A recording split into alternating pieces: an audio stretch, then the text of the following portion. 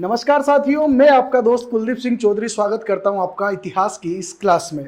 साथियों, राजस्थान का इतिहास हम पढ़ रहे थे और अध्ययन के इस क्रम में आज जिस वंश पर हम बात करने वाले हैं वो है राजस्थान का गौरवशाली राजवंश जिसका नाम है गुर्जर प्रतिहार वंश।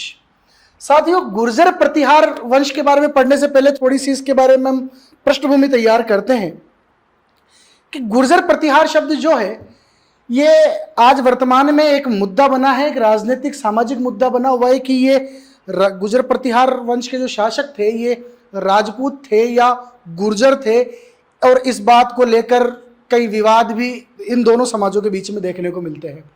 लेकिन चूंकि एक इतिहास एक विषय के रूप में हम इसे पढ़ रहे हैं, इसलिए इसकी गहराई में ज़्यादा जानने से ज़्यादा बेटर है इसमें जो इम्पोर्टेंट चीज़ें हैं इनके बारे में हमें जानना है। अब गुर्जर राजपूत थे या ये प्रतिहार गुर्जर थे, इनके बारे में विषय हमारा नहीं रहेगा। साथियों, गुर्जर प्रतिहार वंश पढ़ने से पहले हमें यह समझना पड़ेगा कि इन्हें गुर्जर प्रतिहार क्यों कहा जाता है। इस बात को लेकर इतिहासकारों में दो मत आते हैं। पहला जो मत है वो देते हैं आपके गोपीनाथ शर्मा जी। डॉक्टर गोपीनाथ शर्मा ये बताते हैं कि साहब, राजस्थान का ये जो क्षेत्र गुजरात से सटा हुआ है, राजस्थान का ये जो क्षेत्र ये गुजरात से लगा हुआ है, इस राजस्थान और गुजरात के सम्मिलित क्षेत्र को जो है वो कहा जाता था गुर्जरत्रा। और गुर्जरत्रा क्षेत्र पर शासन करने के कारण यहाँ के जो शासक थे ये गुर्जर कहलाए। ये मत देने वाले व्यक्ति हैं डॉक्टर गोपीनाथ शर्मा। लेकिन आर.सी. मजूमदार एक मत ये देते हैं कि इन्हें प्रतिहार इसलिए कहा गया कि जब भारत पर मुस्लिम आक्रमण हुए, जब भारत पर विदेशी तुर्क आक्रमण हुए, अरब आक्रमण हुए, उस समय यही वो शासक थे जिन्होंने भारत के द्वारपाल के रूप में, एक रक्षक के रूप में कार्य किया, उनसे युद्ध किए। तो हमारा बचाव करने में इन्होंने रक्षक की भूमिका निभाई, इसलिए इन्हें प्रतिहार कहा जाता है। तो डॉक्टर गोपीनाथ शर्मा कहते हैं कि साहब, गुर्जरत्रा प्रदेश पर शासन करने के कारण यह शासक गुर्जर कहलाए। और आर.सी. मजूमदार कहते हैं कि इन्होंने एक रक्षक की भांति कार्य किया था, एक द्वारपाल की भांति कार्य किया था, इसलिए इन्हें प्रतिहार कहा गया। ठीक है साथियों, तो ये गुर्जर और प्रतिहार जो शब्द है, ये गुर्जर और प्रतिहार शब्द का मीनिंग यहाँ से निकलता है। फिर हम बात करेंगे कि गुर्जर प्रतिहार कौन थे। क्या ये भारतीय थे, क्या ये विदेशी थे, क्या भारतीयों में अगर हम देखें तो ये क्या ब्राह्मण थे, गुर्जर थे, राजपूत थे। ये सारे मत हमारे सामने रहते हैं और एग्जाम में कई बार जो है वो पूछा जाता है। इनकी उत्पत्ति के मतों में भारतीय उत्पत्ति से संबंधित हमें दो मत मिलते हैं। एक मत है अग्निकुंड से संबंधित।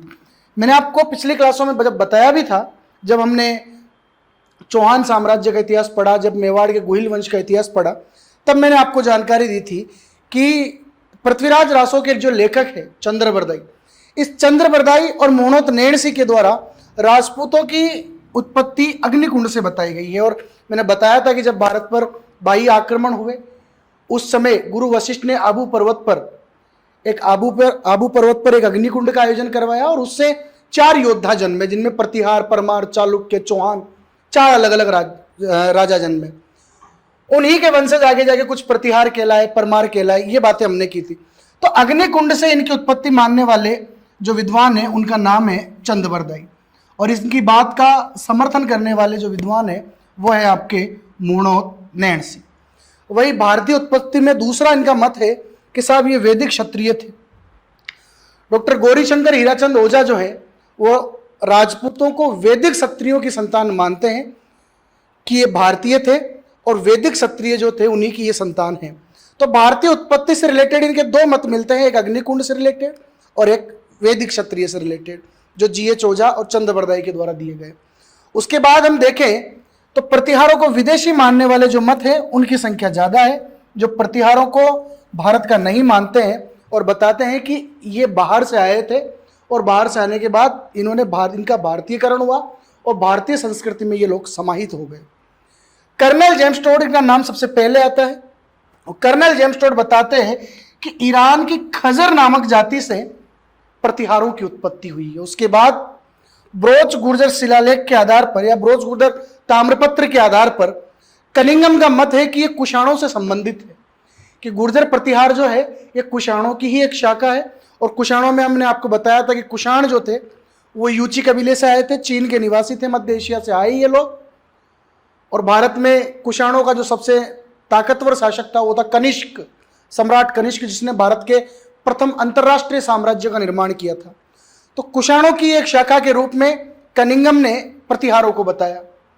और किसके आधार पर? तो नाम याद रखना, ये एग्जाम में पूछा जाता है, ब्रोच गुर्जर ताम्रपत्र। इस ब्रोच गुर्जर ताम्रपत्र के आधार पर ही कनिंगम ने कुषाणों को और प्रतिहारों को एक ही माना, यानी कि कनिंगम ने ब्रोच गुर्जर ताम्रपत्र के आधार पर गुर्जर प्रतिहारों को जो है वो कुषाणों से संबंधित माना है। उसके बाद डॉक्टर V.A. स्मिथ है, D.R. भंडारकर है, स्टैन कोनो है, या इन लोगों ने जो है वो हूणों से इनकी उत्पत्ति मानी है। बाद में भारत पर जब विदेशी आक्रमण हुए गुप्त काल में, हूणों के नेतृत्व में, हूण जाति के द्वारा आक्रमण किए गए, तो उन्हीं की संतान माना गया कि उन्हीं के कुछ लोग यहाँ रह गए थे और यहाँ रहने के बाद उनका भारतीयकरण हुआ, भारतीय संस्कृति में वो लोग समाहित हुए और फिर उन्हें गुर्जर प्रतिहार कहा गया। ऐसा मत देने वालों में डॉक्टर स्टैन कोनो है, V.A. स्मिथ है और D.R. भंडारकर। इसके अलावा मुंबई गजेटियर जो है या ब्यूरर जो है, वो कई विद्वान ऐसे हैं जो इनको विदेशी मानते हैं। तो गुर्जर प्रतिहार, इनको गुर्जर कहा गया क्योंकि गुर्जरता क्षेत्र पर निवास करते थे, और प्रतिहार इसलिए कहा गया क्योंकि ये विदेशी आक्रमणों से भारत की रक्षा करने वाले शासक थे। फिर अग्निकुंड से उत्पत्ति का मत चंद्रवर्धय के द्वारा दिया गया, और G.H. ओझा जो है इन्हें वैदिक क्षत्रिय मानते हैं। ये सारी जानकारियां हमें जानना जरूरी है। उसके बाद प्रतिहारों में जो अगली जानकारी हमारे लिए जरूरी है वो है कि साहब प्रतिहारों की जानकारी के स्रोत कौन कौन से हैं, सोर्सेस कौन कौन से, जिनसे ऐसे कौन से अभिलेख है, और ये एग्जाम में आया भी है। याद आता है मुझे, एक बार सेकंड ग्रेड RPSC का एग्जाम था, सेकंड ग्रेड टीचर का, और उसमें प्रश्न था कि निम्नलिखित में से किस शिलालेख से प्रतिहार वंश की जानकारी मिलती है। अब वो A, B, C वाले जो ऑप्शन थे वो ऑप्शन यहाँ पर थे, इसलिए इनकी जानकारी के जो सोर्सेज हैं, इन सोर्सेज के बारे में भी हमें जानकारी रखनी है। सबसे पहले नंबर पे मैं आपको बताऊं तो एक है ऐहोल अभिलेख। और ऐहोल अभिलेख जो है एक चालुक्य शासक पुलकेशियन द्वितीय के समय का है, और उनके समय के जो रवि कीर्ति थे, उनके मंत्री रवि कीर्ति के द्वारा यह लिखवाया गया था ऐहोल अभिलेख। इस ऐहोल अभिलेख में ही पहली बार जो है गुर्जर जाति का उल्लेख मिलता है। तो गुर्जर जाति या गुर्जर शब्द का सर्वप्रथम उल्लेख जिस अभिलेख में मिलता है वो अभिलेख है आपका पुलकेशियन द्वितीय का ऐहोल अभिलेख। उसके बाद प्रतिहारों की जानकारी का सबसे महत्वपूर्ण जो अभिलेख है वो है आपकी ग्वालियर प्रशस्ति। साथियों, जिस प्रकार गुप्त काल के इतिहास की जानकारी का सबसे महत्वपूर्ण स्रोत समुद्रगुप्त की प्रयाग प्रशस्ति है, उसी प्रकार गुर्जर प्रतिहार वंश की जानकारी का, इनकी उपलब्धियों का जो सबसे बड़ा स्रोत है वो है आपकी ग्वालियर प्रशस्ति। और ग्वालियर प्रशस्ति लिखवाई किसने थी? यह मिहिर भोज के द्वारा लिखवाई गई थी। मिहिर भोज की ग्वालियर प्रशस्ति में प्रतिहारों को लक्ष्मण का अवतार माना गया है। इसमें यह व्याख्या की गई है कि जिस प्रकार भगवान राम माता सीता और लक्ष्मण के साथ वनवास पर रहते हैं, उस समय लक्ष्मण माता सीता और राम के द्वारपाल की भूमिका निभाते हैं, उनके प्रतिहार की भूमिका निभाते हैं। उसी प्रकार जब भारत पर विदेशी आक्रमण हुए तब इन शासकों ने भारत के द्वारपाल की भूमिका निभाई, प्रतिहार की भूमिका निभाई। इसलिए मिहिर भोज की ग्वालियर प्रशस्ति में प्रतिहारों को लक्ष्मण का अवतार जो है वो बताया गया है। उसके बाद दो महत्वपूर्ण अभिलेख हैं, इंपोर्टेंट हैं, एग्जाम में कई बार पूछे गए हैं। एक का नाम है घटियाला अभिलेख जो जोधपुर के घटियाला में है, एक है बाउक प्रशस्ति। इनके बारे में आगे भी हम थोड़ी चर्चा करेंगे। घटियाला अभिलेख और बाउक अभिलेख, साथियों चौहानों की जो शाखाएं थी, मोहनोत नेणसी ने प्रतिहारों की 26 शाखाओं का उल्लेख किया है, और उन 26 शाखाओं में मंडोर के प्रतिहार, बड़ोच के प्रतिहार, भीनमाल के प्रतिहार, कन्नौज के प्रतिहार महत्वपूर्ण शाखाओं के रूप में देखने को मिलते हैं। मंडोर की जो शाखा थी, मंडोर जो जोधपुर में है, यह मंडोर की शाखा प्रतिहारों की सबसे प्राचीन शाखा थी।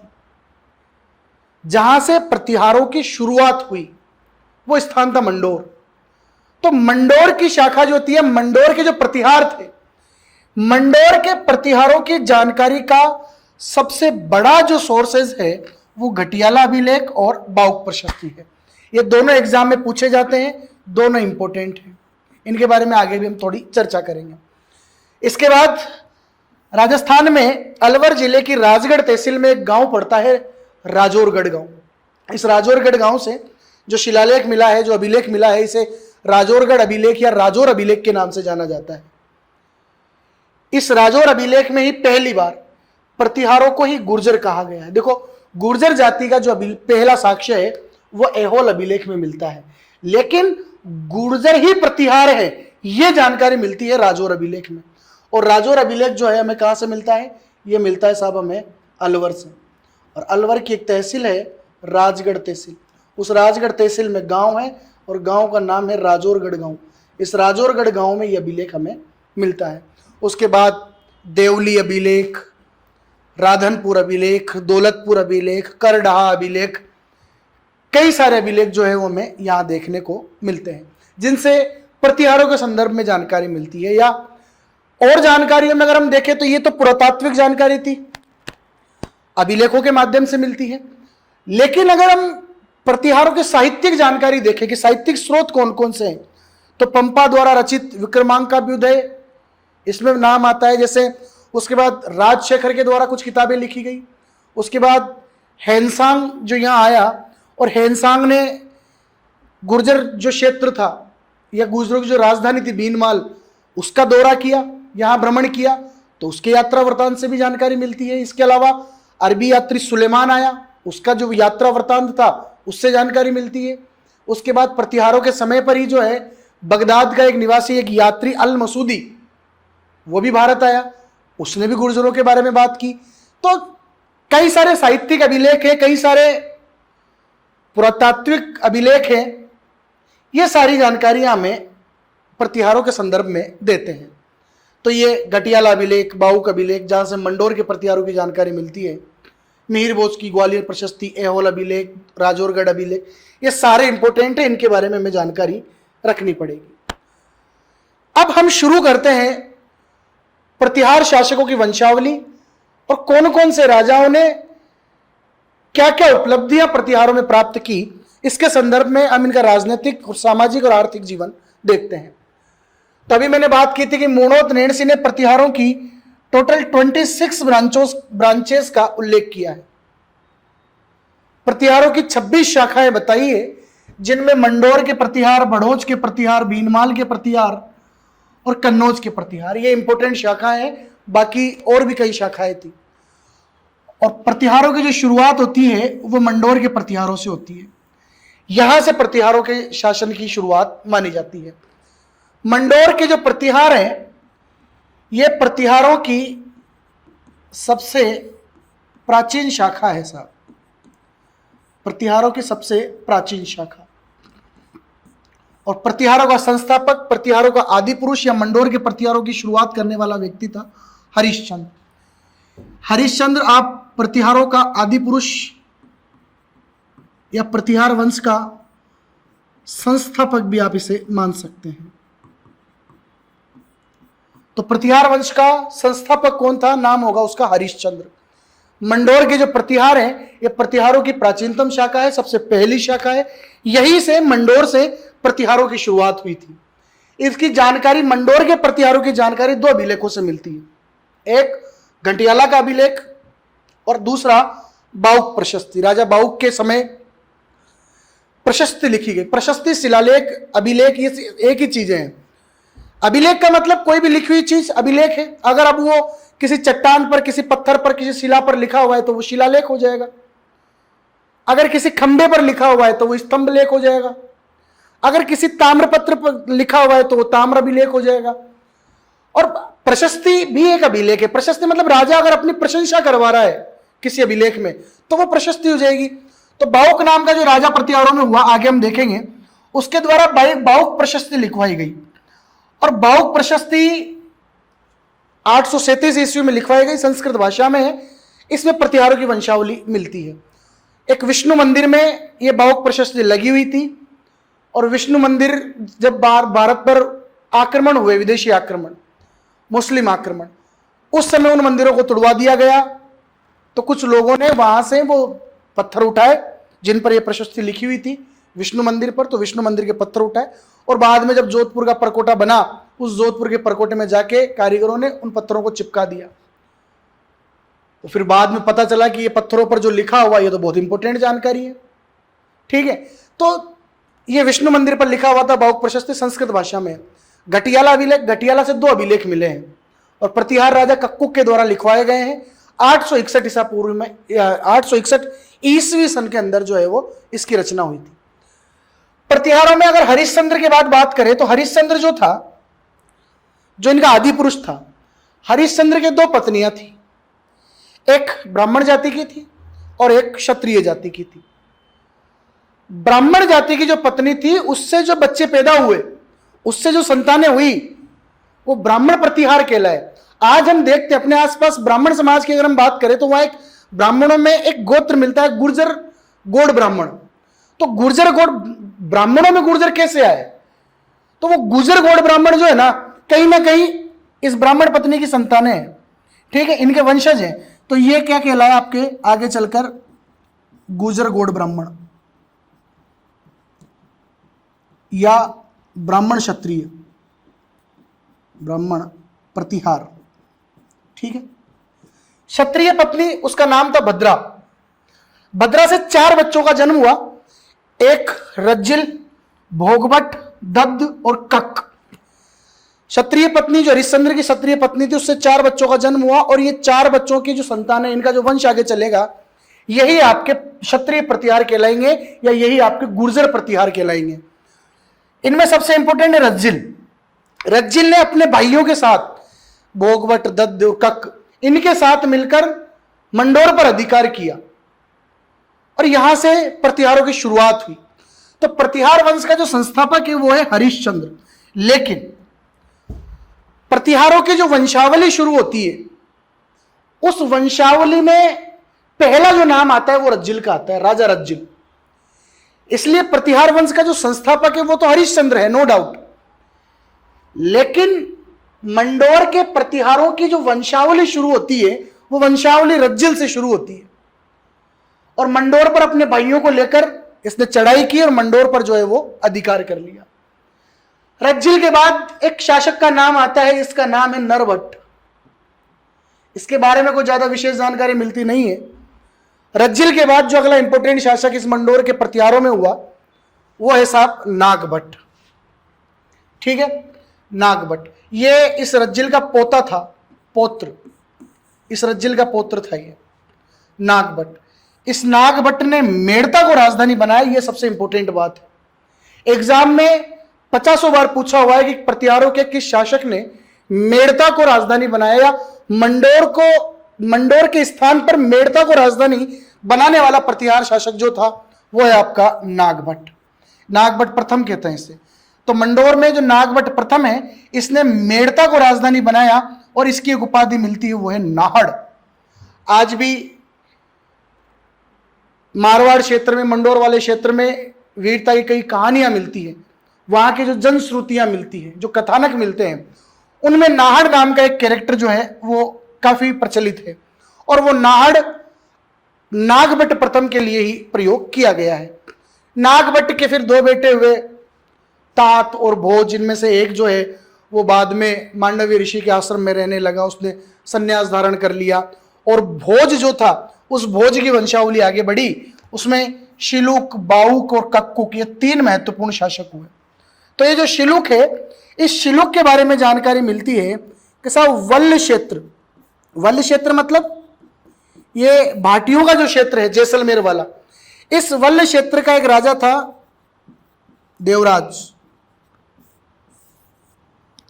वल्ल क्षेत्र के भाटी राजा देवराज को इसने पराजित किया।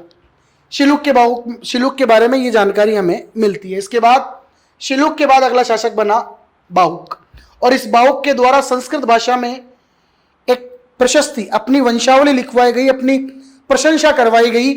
837 ईस्वी का यह अभिलेख है, इसे बाउक प्रशस्ति के नाम से जाना जाता है। बाउक के बाद अगला राजा बनता है कक्कुक, और इस कुक्कुक के समय घटियाला अभिलेखों का निर्माण करवाया गया। घटियाला में 2 अभिलेख लिखे हुए हैं, जिनमें से एक अभिलेख जो है वो प्राकृत भाषा में लिखा हुआ है और एक अभिलेख जो है वो संस्कृत भाषा में लिखा हुआ है। संस्कृत भाषा वाला जो अभिलेख है, यह संस्कृत भाषा वाला ये जो अभिलेख है, इसमें 4 अभिलेख मिलते हैं। 4 अभिलेख मतलब 4 आदेश मिलते हैं, 4 बातें मिलती हैं। इसमें से पहला जो अभिलेख है, पहली वाली जो बात ये बताना चाह रहा है, शिलालेख नंबर 1, 2, 3 और 4, ये ऐसे मिलते हैं। इसमें जानकारी मिलती है प्रतिहारों की इस वंशावली की, और बाकी 3 जो हैं, इस 3 में इनकी उपलब्धियों वगैरह की, इनकी जो प्रशंसा ये करवाना चाह रहे हैं उनकी जानकारी मिलती है। वास्तविक रूप से अगर देखा जाए तो ये प्राकृत भाषा में जो अभिलेख लिखा हुआ है, इसी का संस्कृत ट्रांसलेशन किया गया इस पहली वाली लाइन के अंदर, ठीक है, और बाकी में इनके उपलब्धियों का वर्णन मिलता है। तो ये प्रतिहारों की मंडोर शाखा के बारे में हमने बात की, और मंडोर शाखा में जो शासक हुए उनकी शुरुआत हरिश्चंद्र से हुई, लेकिन वंशावली जो है वो रज्जिल से शुरू होती है। हरिश्चंद्र, अच्छा, ये मंडोर के प्रतिहारों की जानकारी के मुख्य स्रोत घटियाला अभिलेख और बाउक अभिलेख जो हमने देखे भी। हरिश्चंद्र जो था, इसके 2 पत्नियां थी, एक ब्राह्मण पत्नी, एक क्षत्रिय पत्नी। क्षत्रिय पत्नी से जो बच्चे पैदा हुए, जो संतानें पैदा हुई, जो वंश आगे बढ़ा, वही आगे चलकर जो है वो गुर्जर प्रतिहार कहलाए। इनमें रज्जिल, भोगभट, दद्द और कक इस हरिश्चंद्र के बेटे थे, जो क्षत्रिय पत्नी से उत्पन्न हुए थे। और रज्जिल ने अपने 3 भाइयों को साथ लेकर मंडोर पर चढ़ाई की और मंडोर पर अधिकार किया। अगला राजा बनता है रज्जिल, और रज्जिल से ही प्रतिहारों की वंशावली शुरू होती है, मंडोर के प्रतिहारों की। इस ब्राह्मण पत्नी से जो संतान उत्पन्न हुई थी, यही आगे चलकर गुजरगोड़ ब्राह्मण या ब्राह्मण प्रतिहारों के नाम से प्रसिद्ध हुए। तो रज्जिल, नरभट्ट, नागभट्ट, शिलुक, बाउक, कक्कुक, ये जितने भी शासक थे, ये शासक हमने देखे प्रतिहारों की मंडोर शाखा के शासक थे, मंडोर के प्रतिहार थे। और मंडोर के प्रतिहारों में 2-3 चीजें आपको हमेशा याद रखनी है, जहां से बार बार प्रश्न पूछा जाता है कि मंडोर के प्रतिहार वंश का संस्थापक कौन था? हरिश्चंद्र था, जो प्रतिहारों का भी संस्थापक माना जाता है। वंशावली कहां से शुरू होती है? रज्जिल से शुरू होती है। मंडोर के प्रतिहारों से सबसे ज्यादा बार प्रश्न जो पूछा गया वो है कि किस अभिलेख में मंडोर के प्रतिहार शासकों की जानकारी मिलती है? वो है आपका घटियाला अभिलेख, और दूसरा है आपका बाउक अभिलेख। इसके बारे में जानकारी हमें रखनी है। इसके बाद भीनमाल के प्रतिहार, जो दूसरी शाखा है इनकी, वो है भीनमाल के प्रतिहार।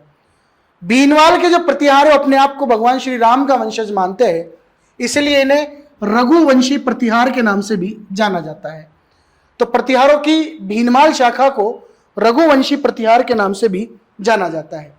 भीनमाल के प्रतिहार वंश का जो संस्थापक था वो है आपका नागभट्ट प्रथम। साथियों, मंडोर में भी नागभट्ट प्रथम हुआ है, लेकिन वो नागभट्ट अलग है जिसने मंडोर के स्थान पर मेड़ता को राजधानी बनाया था। अब इधर भीनमाल की बात कर रहे हैं, जालोर की बात कर रहे हैं। तो भीनमाल वाला जो क्षेत्र है, इसमें प्रतिहारों की जो शाखा शुरू की वो नागभट्ट प्रथम के द्वारा की गई थी। नागभट्ट प्रथम जो है, इसे प्रतिहारों का वास्तविक संस्थापक माना जाता है। वास्तविक संस्थापक इसलिए माना जाता है कि मंडोर वाले क्षेत्र से निकलकर पहली बार प्रतिहारों के साम्राज्य को विस्तृत किया, आगे बढ़ाया। इसीलिए इस नागभट्ट प्रथम को जो है वो प्रतिहारों का वास्तविक संस्थापक माना जाता है। तो प्रतिहार वंश का संस्थापक हरिश्चंद्र था, लेकिन प्रतिहारों का साम्राज्य बढ़ाने वाला जो राजा था वो नागभट्ट प्रथम था। इसे प्रतिहारों का वास्तविक संस्थापक भी कहा जाता है। नागभट्ट प्रथम के कई नाम मिलते हैं, कई उपाधियां, कई उपनाम इसके मिलते हैं, जिनमें एक प्रसिद्ध है, इसे कहा गया है मलेच्छों का नाशक। मलेच्छ का मतलब होता है राक्षस। यहां राक्षस किसे कहा गया? जो भारत पर विदेशी आक्रमणकारी थे उन्हें कहा गया। और मिहिर भोज की जो ग्वालियर प्रशस्ति है, उस ग्वालियर प्रशस्ति में ही इसे मलेच्छों का नाशक कहा गया है। तो मलेच्छों के नाशक के नाम से प्रसिद्ध था आपके नागभट्ट प्रथम। इसे नागावलोक कहा गया है। और इसका जो दरबार था वो इतना भव्य था कि उसे नागावलोक का दरबार के नाम से जाना जाता था।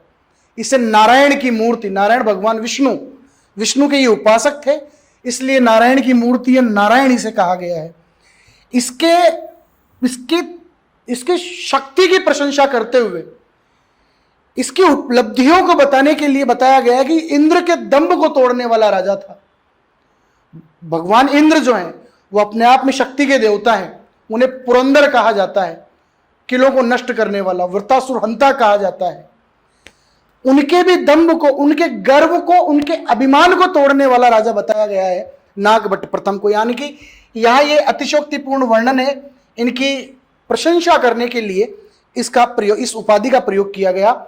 इंद्र के दंभ को तोड़ने वाला राजा किसे बताया गया?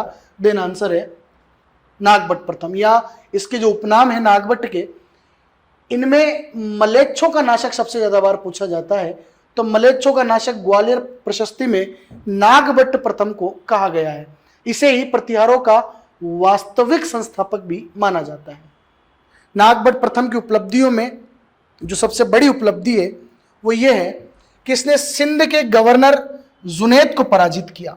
सिंध में जो गजनवी के जो तुर्क गवर्नर थे, अरबी गवर्नर थे, तो सिंध के गवर्नर जुनैद को इसने पराजित किया।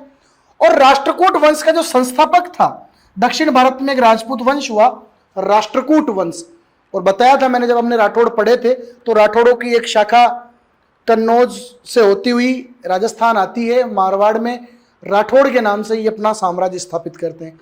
तो राष्ट्रकूट वंश का जो संस्थापक था, नाम था उसका दंती दुर्ग। दंती दुर्ग के साथ भी नागभट्ट प्रथम का युद्ध हुआ। नागभट्ट प्रथम में सबसे ज्यादा बार जो प्रश्न पूछा जाता है वो ये है कि साहब नागभट्ट प्रथम ने पहली बार भीनमाल को राजधानी बनाया। याद रखना, मंडोर वाला जो नागभट्ट है उसने राजधानी बनाया आपके मेड़ता को। इधर जो नागभट्ट है, नागभट्ट प्रथम, इसने राजधानी बनाया भीनमाल को, और बाद में मालवा को जीतकर इसने उज्जैन पर भी अधिकार किया और उज्जैन को भी अपनी राजधानी बनाया। तो दो राजधानियां इसके समय रही, एक आपके भीनमाल, चूंकि हम भीनमाल के प्रतिहार पढ़ रहे हैं तो भीनमाल को राजधानी बनाया नागभट्ट प्रथम ने, और उज्जैन को राजधानी भी बनाया किसने? नागभट्ट प्रथम ने। यहां याद रखना, शांति से समझना, मंडोर के प्रतिहार अलग है जो राजस्थान में है, अब मंडोर से बाहर निकल चुके हैं और भीनमाल के प्रतिहार हम देख रहे हैं।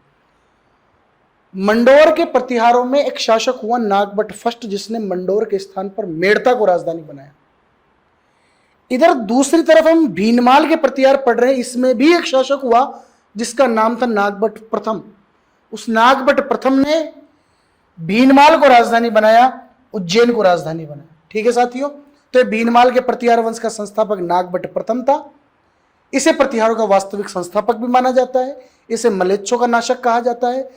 इसने सिंध के गवर्नर जुनैद को पराजित किया और राष्ट्रकूट शासक दंती दुर्ग से भी इसने युद्ध किया। इसने भीनमाल को राजधानी बनाई। याद रखना, प्रश्न आएगा और आएगा। भीनमाल को राजधानी किसने बनाया था? उज्जैन को राजधानी किसने बनाया था? तो वो है नागभट्ट फर्स्ट, जो भीनमाल के प्रतिहारों का शासक है। और मेड़ता को राजधानी किसने बनाया था? नागभट्ट फर्स्ट, जो मंडोर के प्रतिहारों का शासक है।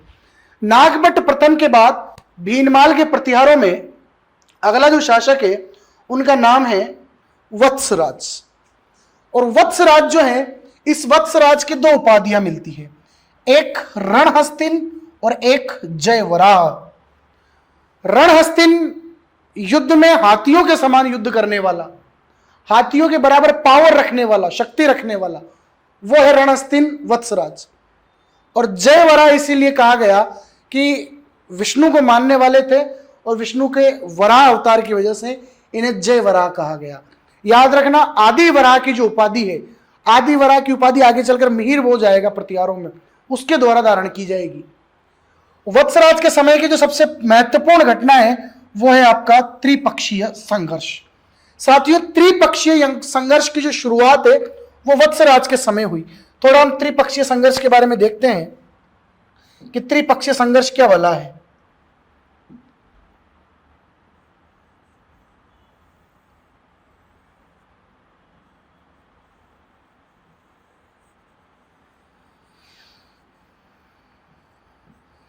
इस समय साउथ इंडिया में आपके राष्ट्रकूट है, इधर पश्चिमी राजस्थान गुजरात वाले एरिया में आपके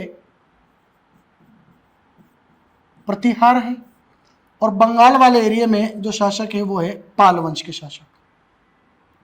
तो पाल, प्रतिहार और राष्ट्रकूट, इन तीनों के बीच युद्ध हुआ। किसे प्राप्त करने के लिए? उत्तर प्रदेश में ये जो राज्य है ये है कन्नौज। इस कन्नौज को प्राप्त करने के लिए प्रतिहारों, पाल और दक्षिण भारत के राष्ट्रकूटों के बीच जो युद्ध हुए वो थे त्रिपक्षीय संघर्ष। त्रिपक्षीय मतलब तीन पक्ष थे।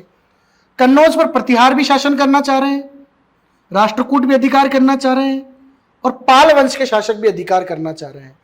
और कन्नौज का जो पैतृक वंश है वो है आपका आयुध वंश, जिसमें इंद्रायुध, चक्रायुध, कई सारे ये शासक यहां पर हुए। अब प्रतिहारों की तरफ से इस त्रिपक्षीय संघर्ष की शुरुआत किसके समय हुई? तो प्रतिहारों की तरफ से शुरुआत करने वाला शासक था वत्सराज। वही बंगाल में जो शासक था इस समय उसका नाम था धर्मपाल। इधर राष्ट्रकूटों में जो शासक था वो था ध्रुव प्रथम, ध्रुव फर्स्ट। वत्सराज कन्नौज को प्राप्त करने के लिए जाता है, और कन्नौज का जो शासक था उस समय आयुध वंश का, उसका नाम था चक्रायुध। वत्सराज इस चक्रायुध को पराजित कर देता है और कन्नौज पर अधिकार कर लेता है। कन्नौज पर अधिकार करने के लिए, वत्सराज को हराने के लिए धर्मपाल आता है। इस धर्मपाल को भी पराजित कर देता है वत्सराज। तो वत्सराज के द्वारा कन्नौज के चक्रायुध को पराजित किया गया, और वत्सराज के द्वारा पाल वंश के शासक धर्मपाल को पराजित किया गया। लेकिन जब यह बात राष्ट्रकूट शासक ध्रुव प्रथम के पास पहुंची कि उत्तर भारत में प्रतिहार अपनी शक्ति का विस्तार कर रहे हैं और कन्नौज को प्राप्त करने के लिए कन्नौज के चक्रायुध और बंगाल के धर्मपाल को यह पराजित कर चुका है, तो वत्सराज को पराजित करने के उद्देश्य से और राष्ट्रकूटों की शक्ति को उत्तर भारत में स्थापित करने के उद्देश्य से यह ध्रुव फर्स्ट अटैक करता है उज्जैन पर। और चूंकि उज्जैन नागभट्ट फर्स्ट के समय प्रतिहारों की राजधानी बन चुकी थी, इसलिए उज्जैन इनका सेंटर था, यह उज्जैन। तो ध्रुव फर्स्ट अटैक करता है उज्जैन पर, और वत्सराज यहां से निकलकर आ जाता है पश्चिमी राजस्थान में। तो यह जानकारी इस त्रिपक्षीय संघर्ष की या इस समय है। तो त्रिपक्षीय संघर्ष जो है, जो किस किस के बीच हुआ? गुर्जर प्रतिहार, राष्ट्रकूट और बंगाल के पाल शासकों के बीच में। उसकी शुरुआत वत्सराज के समय हुई, और वत्सराज ने आयुध वंश, जो कन्नौज का वंश था, इस चक्रायुध को पराजित कर दिया, और बंगाल के शासक धर्मपाल को भी पराजित कर दिया। लेकिन राष्ट्रकूट शासक जो ध्रुव प्रथम था, उससे यह पराजित हो गया आपका वत्सराज। और वत्सराज पराजित होने के बाद किधर भाग कर आया? यह भाग कर आया आपके पश्चिमी राजस्थान वाले एरिया में। और इसी समय पश्चिमी राजस्थान में जोधपुर में एक जगह पड़ती ओसिया। इस ओसिया में एक जैन मंदिर का निर्माण करवाया। जैन धर्म के 24वें तीर्थंकर महावीर स्वामी का यह मंदिर था, और यह जो मंदिर है यह पश्चिमी राजस्थान का प्राचीनतम जैन मंदिर माना जाता है, प्राचीनतम जैन मंदिर। और राजस्थान के प्राचीनतम जैन मंदिरों में इसका नाम आता है। तो प्राचीनतम जैन मंदिर जो है वो बनवाया गया किसके समय? वत्सराज के समय। इस वत्सराज के समय दो विद्वान थे जिनके द्वारा जो रचनाएं लिखी गई, जो रचनाएं की गई, वो काफी इंपॉर्टेंट है। जिनमें से एक विद्वान का नाम है साहब उद्योतन सूरी, और उद्योतन सूरी ने कुवलय माला नामक ग्रंथ की रचना की। और कुवलय माला ही वो ग्रंथ है जिसमें राजस्थान की भाषाओं की जानकारी मिलती है, और मरु भाषा का पहली बार उल्लेख जो है, मरु भाषा, मारवाड़ी भाषा का जो उल्लेख है वो इस कुवलय माला में ही मिलता है। और ये लिखी गई थी उद्योतन सूरी के समय, जैन आचार्य थे। एक जैन विद्वान है जिनका नाम है साहब जीन सेन सूरी। इनके द्वारा पुस्तक लिखी गई हरिवंश पुराण। और हरिवंश पुराण जो है ये एक तरीके से हम कह सकते हैं कि जो अपने महाभारत है, इस महाभारत का जैन संस्करण है ये। कौरवों और पांडवों की जानकारी इसमें मिलती है, महाभारत की युद्ध की जानकारी मिलती है। तो महाभारत का जैन संस्करण है आपका हरिवंश पुराण। तो उद्योतन सूरी ने कुवलयमाला और जीनसेन सूरी ने हरिवंश पुराण की रचना की वत्सराज के समय। वत्सराज के समय ही त्रिपक्षीय संघर्ष की शुरुआत हुई। चक्रयुध और धर्मपाल को हराकर इन्होंने कन्नौज पर अधिकार कर लिया था, लेकिन बाद में जब राष्ट्रकूट शासक ध्रुव फर्स्ट ने उज्जैन पर अटैक किया तो एक कन्नौज को छोड़कर पश्चिमी राजस्थान में आ गए और वहां एक जैन मंदिर का निर्माण करवाया। तो कन्नौज जो है वो पहली बार, याद रखो थोड़ा, ये देखो आप, कन्नौज पहली बार वत्सराज के समय प्रतिहारों को मिला, पहली बार। और वत्सराज के समय ही प्रतिहारों के हाथ से चला गया, क्योंकि जब ध्रुव ने अटैक किया तब कन्नौज छोड़कर वत्सराज पश्चिमी राजस्थान आ जाता है। तो कन्नौज पहली बार वत्सराज के समय प्रतिहारों को मिला और वत्सराज के समय ही प्रतिहारों के हाथों से कन्नौज निकल भी गया। वत्सराज के बाद जो अगले शासक हैं प्रतिहारों में, उनका नाम है नागभट्ट द्वितीय। और नागभट्ट द्वितीय की जो उपाधियां हैं वो उपाधियां हैं महाराज धीराज। महाराज धीराज उपाधि के बारे में, ये कॉमन उपाधि है प्राचीन भारत में। महाराज धीराज, परम भट्टारक, परमेश्वर, ये कॉमन उपाधि होती है। महाराज धीराज और परम भट्टारक जो उपाधियां हैं ये एक स्वतंत्र शासक की होती है, संप्रभु शासक की होती है। और परमेश्वर की जो उपाधि है ये भागवत विष्णु वैष्णव धर्म को मानने वाले, विष्णु की पूजा करने वाले जो शासक होते हैं या वैष्णव मतानुयायी जो होते हैं उन्हें परमेश्वर की उपाधियां मिलती है। यही उपाधियां जब आप देखेंगे तो गुप्त वंश के शासक जिनका नाम है चंद्रगुप्त द्वितीय, चंद्रगुप्त द्वितीय जिन्हें विक्रमादित्य के नाम से भी जाना जाता है, उनकी भी ये उपाधियां थी। वहीं आप अगर हर्षवर्धन की बात करो तो हर्षवर्धन को भी परमेश्वर कहा गया है। तो कई शासक हैं जिन्हें ये उपाधियां मिलती है। तो ये जो उपाधियां हैं महाराज धीराज, परम भट्टारक, तो ये प्रश्न अगर यहां पूछा जाएगा गुर्जर प्रतिहारों में तो बाकायदा ये लिखा जाएगा कि प्रतिहारों में किस शासक ने महाराज धीराज की उपाधि धारण की या परमेश्वर परम भट्टारक की उपाधि धारण की। तो आंसर होगा आपका नागभट्ट द्वितीय। नागभट्ट द्वितीय को कहा गया है साहब प्रतिहारों का कर्ण। तो प्रश्न है कि साहब प्रतिहारों का कर्ण किसे कहा जाता है, तो आंसर होगा आपका नागभट्ट को कहा जाता है। और नागभट्ट कौन सा, नागभट्ट सेकंड को कहा जाता है। वुचुकेला जोधपुर में एक जगह है, यहां पर शिव पार्वती मंदिर का निर्माण इनके द्वारा करवाया गया। याद रखो, देखो आप, ये वैष्णव धर्म को मानने वाले थे और वैष्णव धर्म में पूजा की जाती है विष्णु की, ठीक है। ऐसा हमने ये देखा कि जब हमने चौहान पढ़े तब चौहानों में हमने देखा कि चौहानों के जो शासक थे वो शिव उपासक थे, शिव की उपासना करते थे। लेकिन बाकी जो धर्म थे, चाहे जैन धर्म हो, वैष्णव धर्म हो, उनके प्रति भी समान दृष्टिकोण रखते थे। अजयराज चौहान की मैंने बताया आपको कि एक मंदिर, पार्श्वनाथ मंदिर के निर्माण के लिए उसने स्वर्ण कलश दान में दिया। अर्णोराज के अंदर मैंने आपको बताया कि अर्णोराज ने खतरगच्छ जैन अनुयायियों के लिए भूमि अनुदान किया। वहीं विग्रहराज चौहान जो था, कवि बांधव, उसने अपने साम्राज्य में पशु हत्या को बैन किया। तो यहां कहने का मतलब यह है कि अपने उत्तर भारत में जो धर्म थे उन धर्मों का और उन धर्मों को मानने वाले अनुयायियों का दृष्टिकोण काफी लिबरल था, काफी उदार था।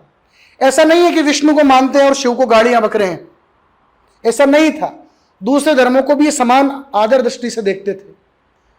ऐसा दक्षिण भारत में था कि वैष्णव को मानने वाले आलवार कहलाए, विष्णु को मानने वाले आलवार कहलाए और शिव को मानने वाले नयनार कहलाए। और आपस में कंपटीशन था, आपस में ये एक दूसरे के प्रतिद्वंदी थे। ये विचारधारा उत्तर भारत में नहीं थी। तो किसी भी धर्म का शासक हो, किसी भी धर्म को मानने वाला हो, अन्य धर्मों के प्रति भी ये समान दृष्टिकोण रखते थे। अब ये परमेश्वर जो इसे कहा गया, ये वैष्णव धर्म का एक प्रतीक है। वैष्णव धर्म को मानने वालों को परमेश्वर की उपाधि दी जाती है, ठीक है। ये शिव पार्वती का मंदिर जो है वो इनके द्वारा बनवाया गया। इसके बाद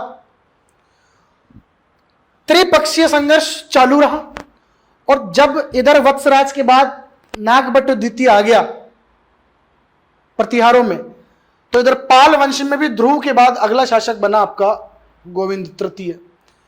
इस गोविंद तृतीय ने नागभट्ट को पराजित किया, और नागभट्ट को पराजित करने के बाद जब गोविंद तृतीय वापस अपने साम्राज्य में गया, राष्ट्रकूटों के साम्राज्य में, दक्षिण भारत में गया, इस बात का फायदा नागभट्ट ने उठाया और नागभट्ट ने अधिकार कर लिया कन्नौज पर। पहल तो गोविंद तृतीय जो राष्ट्रकूट था उसने नागभट्ट को पराजित कर दिया था, लेकिन नागभट्ट को पराजित करने के बाद जब गोविंद तृतीय वापस गया, वापस दक्षिण भारत में गया, तब इस नागभट्ट ने कन्नौज पर कुछ समय के लिए अपना अधिकार कर लिया और कन्नौज को अपनी राजधानी बना लिया। तो कन्नौज को राजधानी बनाने वाला जो प्रतिहार शासक था वो कौन है? देन आंसर होगा आपका नागभट्ट सेकंड। अब यहां थोड़ा सा आपको याद करने के उद्देश्य से मैं आपको बताऊं, एग्जाम में प्रश्न राजधानियों के लेकर प्रतिहारों में खूब पूछे जाते हैं।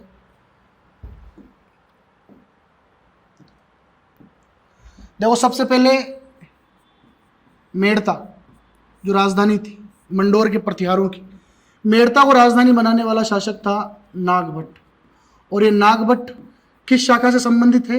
ये मंडोर से संबंधित है। इसके बाद राजधानी बनी आपकी भीनमाल, और भीनमाल को राजधानी बनाने वाला था आपका नागभट्ट प्रथम।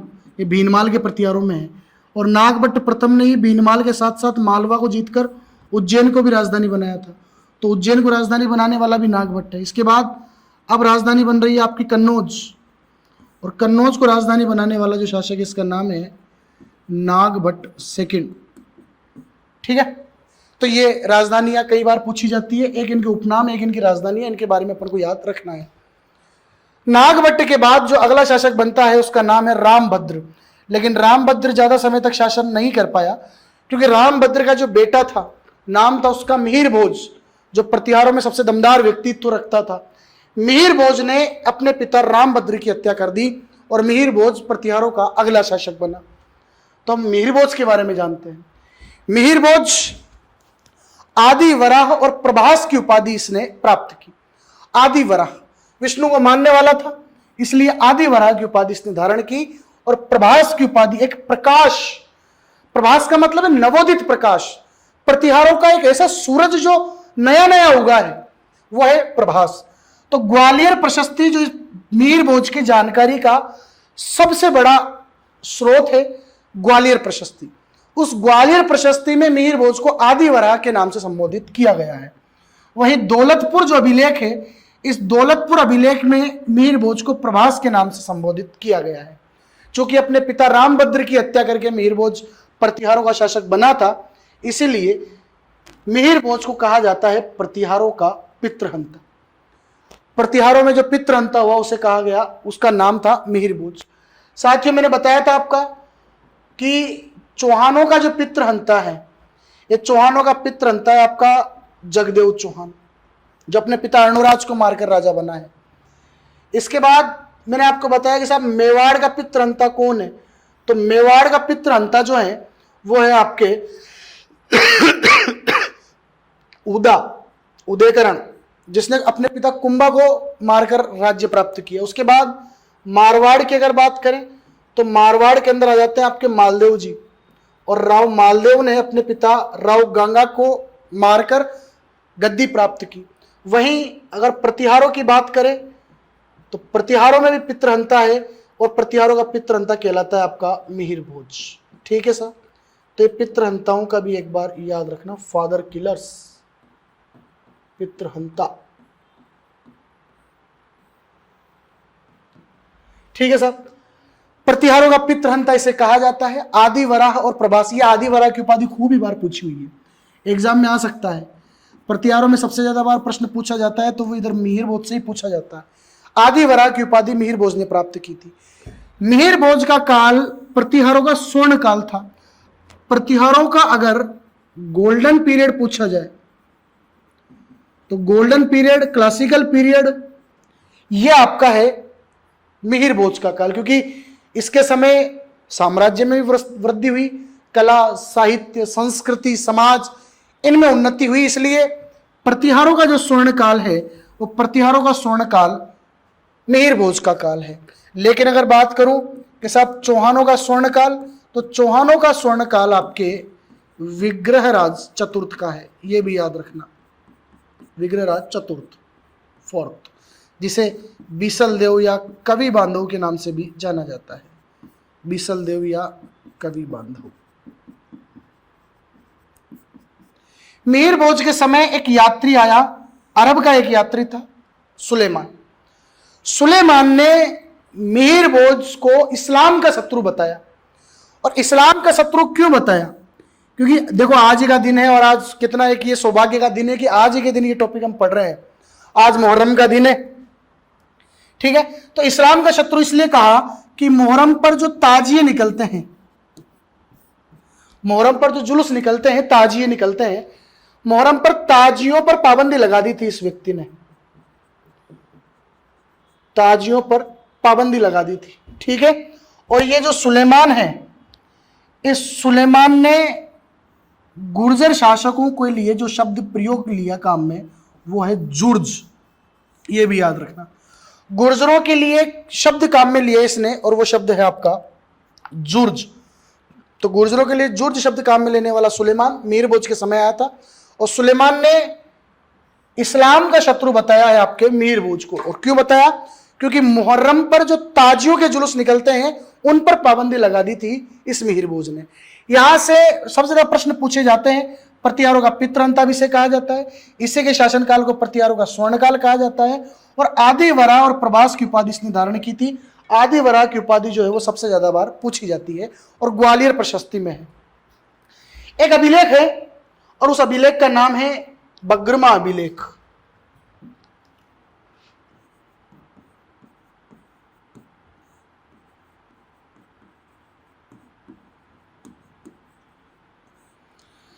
इस बग्रमा अभिलेख में भी मिहिर भोज की जानकारी मिलती है, और इसमें मिहिर भोज को बताया गया है संपूर्ण पृथ्वी को जीतने वाला, यानी कि इसके साम्राज्य विस्तार को अतिशयोक्तिपूर्ण कहा गया है कि संपूर्ण पृथ्वी को जीतने वाला शासक है आपका मिहिर भोज। यह जानकारी मिलती है आपके बग्रमा अभिलेख में। तो बग्रमा अभिलेख में मिहिर भोज की जानकारी मिलती है। फिर भी हम ये देखें कि मिहिर भोज की जानकारी का जो सबसे बड़ा स्रोत है वो है आपका ग्वालियर प्रशस्ति, जिसमें आदिवरा की उपाधि इसे दी गई है। आदिवरा बार बार पूछा जाता है, बार बार पूछा जाता है, गलत मत करके आना, ठीक है। मिहिर भोज के बाद जो अगले शासक बने उनका नाम है साहब महेंद्रपाल फर्स्ट। महेंद्रपाल फर्स्ट को रघुकुल चूड़ामणि, याद रखना, ये महेंद्रपाल के समय एक विद्वान हुए, उनके दरबारी थे राजशेखर। ये बार बार पूछा जाता है, ये इंपॉर्टेंट है आदमी, राजशेखर, कि राजशेखर किसका दरबारी विद्वान था। ये एग्जाम में हजारों बार पूछा हुआ है। और राजशेखर किसका दरबारी विद्वान था? महेंद्रपाल फर्स्ट का दरबारी विद्वान था। इसी राजशेखर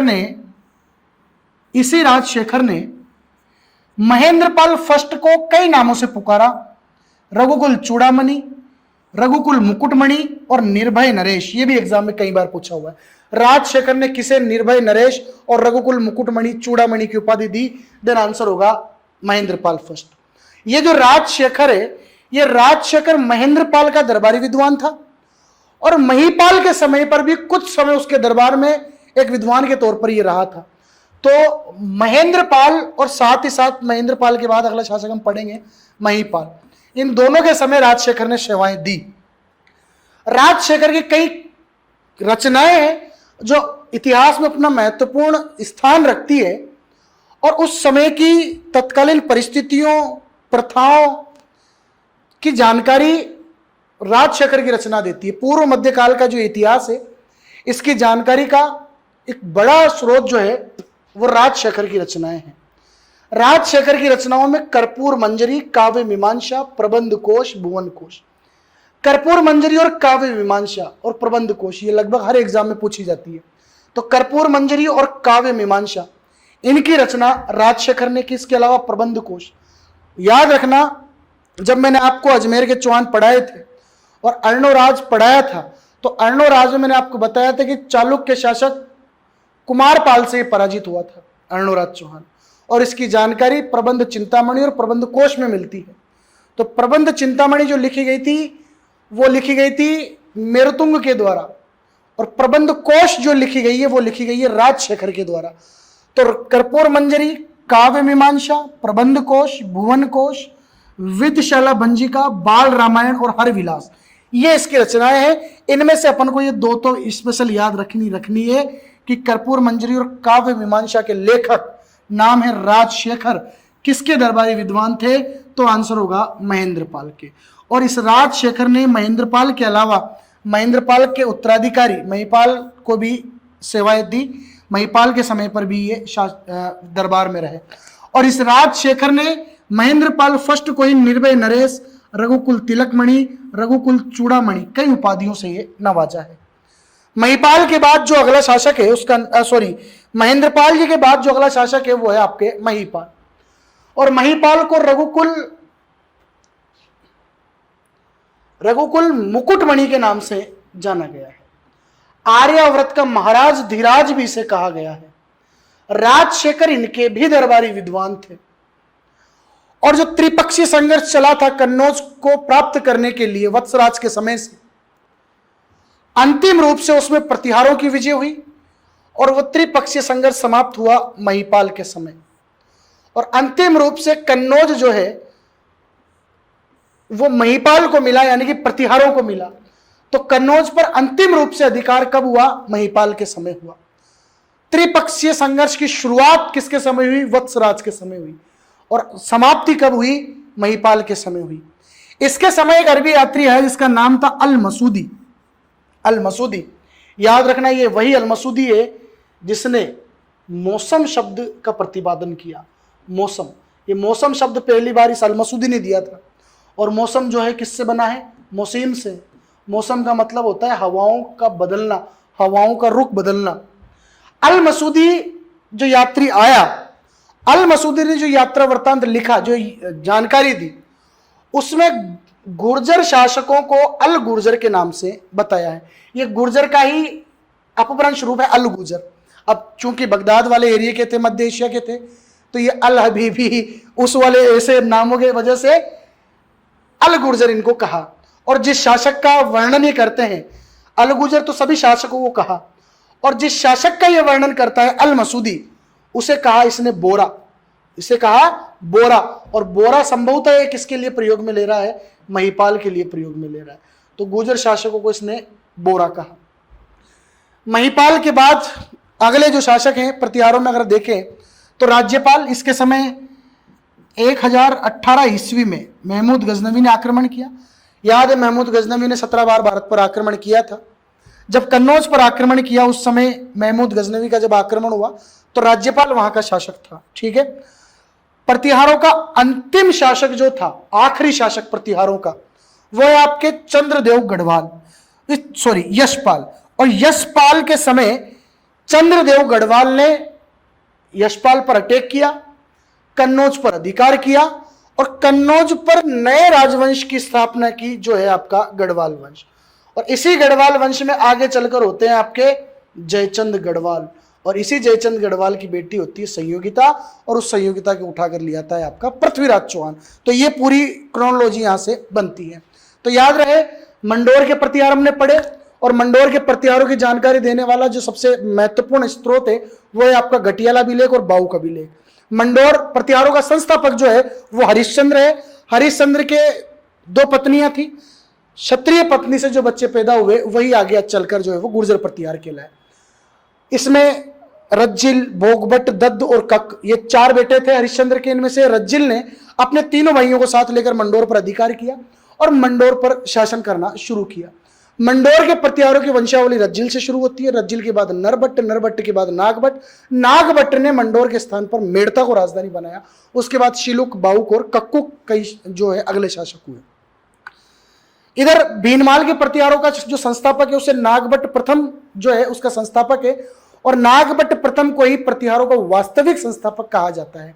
नागभट्ट प्रथम जो है उसे नागावलोक कहा गया, उसे नारायण कहा गया, उसे ग्वालियर प्रशस्ति में मलेच्छों का नाशक कहा गया। ठीक है, उसके बाद नागभट्ट प्रथम ने अपनी राजधानी बनाया भीनमाल को, जो जालोर में है भीनमाल। उसके बाद अगर देखें तो उसने मालवा क्षेत्र को जीतकर उज्जैन को भी राजधानी बनाया। तो उज्जैन और आपका ये उज्जैन और उज्जैन से पहले भीनमाल, ये राजधानी बनाने वाला नागभट्ट फर्स्ट था। फिर वत्सराज, फिर नागभट्ट सेकंड, उसके बाद मिहिर भोज, महेंद्रपाल, महीपाल, राज्यपाल, यशपाल, कई सारे शासक हुए। एक जानकारी मैं आपको यहां देना चाहूंगा, एक तो प्रतिहारों में जो प्रश्न पूछे जाते हैं, एक तो इनकी उपाधियां, इनके बारे में अपन को याद रखना है। एक हमें याद रखना है उपाधियों के अलावा राजधानी किस किसने बनाया। बस ये दो चीजों से प्रश्न पूछे जाते हैं और इसी पर अपन को फोकस करना है, ज्यादा रामायण इनकी नहीं पढ़नी। एक वो जो मंडोर के जो अभिलेख हैं, उस मंडोर की जानकारी वाले, जिनमें एक तो नाम है घटियाला, और घटियाला अभिलेख के बाद एक नाम आता है आपके बाहुक प्रशस्ति, इनके बारे में थोड़ा सा देख लेना। एक जानकारी ये भी है कि हर्षवर्धन के समय जो हेनसांग जो चीनी यात्री था, उस हेनसांग ने यात्रा की भीनमाल की, राजस्थान आया था, वो बेराट भी आया था, भीनमाल भी आया था। इस भीनमाल को नाम दिया उसने भीनमाल को नाम दिया उसने पोलोमिलो नाम दिया भीनमाल को। उसने कहा कि गुर्जरों का जो क्षेत्र है कुचेलो, गुर्जरों का जो क्षेत्र है, गुर्जरों का जो साम्राज्य था, विस्तार था, उस साम्राज्य को हेनसांग ने कुचेलो नाम दिया था। उसने कहा कि मैंने कुचेलो की यात्रा की और कुचेलो की जो राजधानी थी वो थी पोलोमिलो। पोलोमिलो मतलब भीनमाल और कुचेलो मतलब गुर्जरों के आधिपत्य में आने वाला क्षेत्र। ठीक है साहब, तो ये आपके गुर्जर प्रतिहार थे। एक आजकल नया ट्रेंड चला हुआ है, जब आप राजस्थान की कला संस्कृति पढ़ेंगे, जब राजस्थान के मंदिर पढ़ेंगे, तब कला संस्कृति पढ़ाने वाले जो टीचर आपके होंगे, उनसे आप एक रिक्वेस्ट ये करना कि गुर्जर प्रतिहारों के द्वारा या उनके समय जो मंदिर बनवाए गए, और गुर्जर प्रतिहारों के द्वारा जो मंदिर बनवाए गए थे वो महामारू शैली में बनवाए गए थे, महामारू शैली। ठीक है, ये महामारू शैली में इनके द्वारा मंदिर बनवाए गए थे।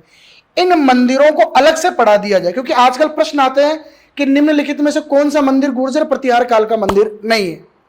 यह प्रश्न आता है कई बार। तो जो भी पढ़ा है आपको, उनसे एक बार आप ये रिक्वेस्ट करना कि जब मंदिर पढ़ाओ आप राजस्थान के, उस समय गुर्जर प्रतिहारों के द्वारा या गुर्जर प्रतिहार काल के जो मंदिर हैं, गुर्जर प्रतिहार काल के जो मंदिर हैं, उन मंदिरों को आप अलग से पढ़ा दें। ठीक है साथियों, तो ये गुर्जर प्रतिहार समाप्त होते हैं और राजस्थान के प्राचीन राजवंशों में ये आखिरी राजवंश था। और एक जानकारी मैं आपको ये दूं कि अब जो छोटे छोटे राजवंश है, जैसे कि जैसलमेर हुआ, जैसे कि कोटा बूंदी हुआ,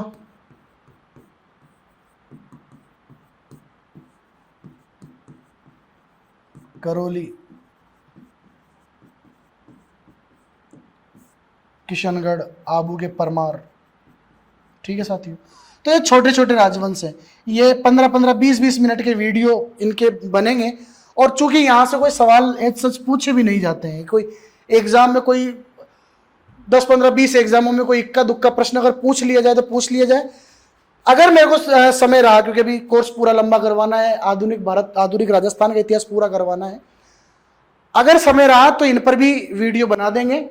और अगर समय नहीं भी रहा तो आपको जो टेलीग्राम चैनल है गौरव सर का, उस टेलीग्राम चैनल पर ये अपलोड कर दिए जाएंगे।